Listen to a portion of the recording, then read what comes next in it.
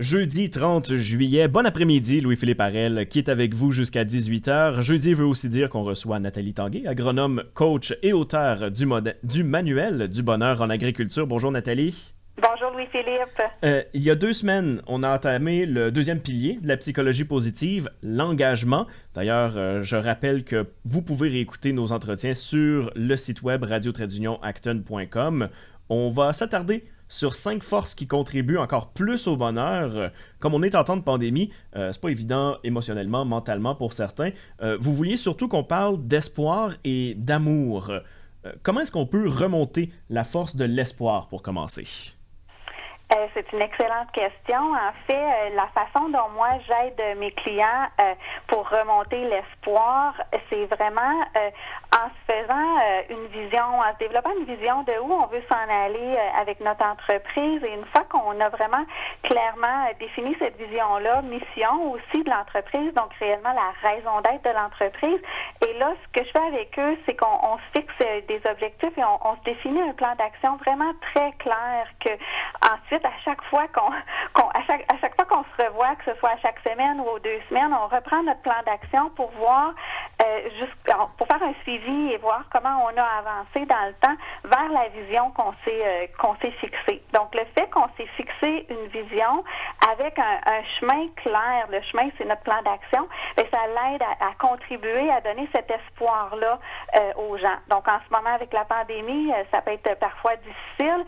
Bon, bien, si on prend le temps de s'asseoir puis de visionner le futur qu'on veut atteindre, qu'on veut développer, puis qu'on prend le temps de l'organiser, bien, c'est ça. Ça nous aide à aller chercher, à aller bâtir, construire cet espoir-là.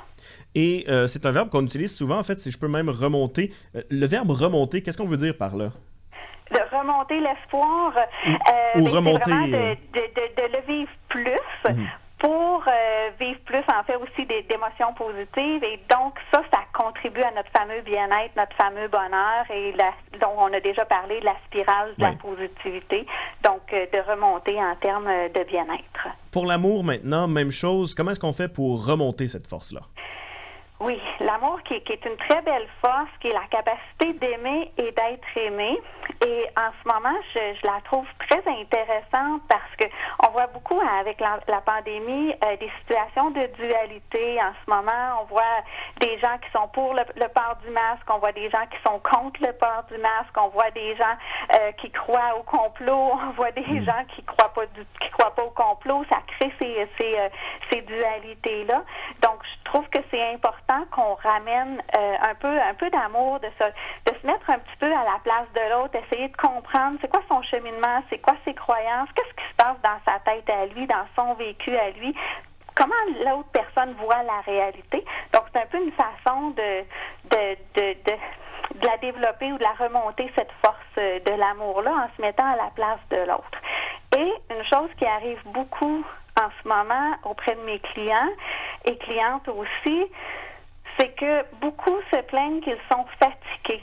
Et ce que je vois avec la COVID, avec la situation actuelle, c'est que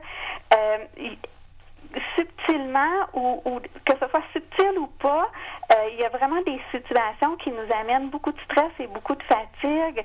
Et à chaque fois que une personne, un client, une cliente va me dire, ben si je m'impatiente, si je me choque envers les autres, c'est parce que je suis fatiguée. Ben à chaque fois, la solution à cette fatigue-là, elle est toujours la même, c'est que la personne prenne du temps pour soi.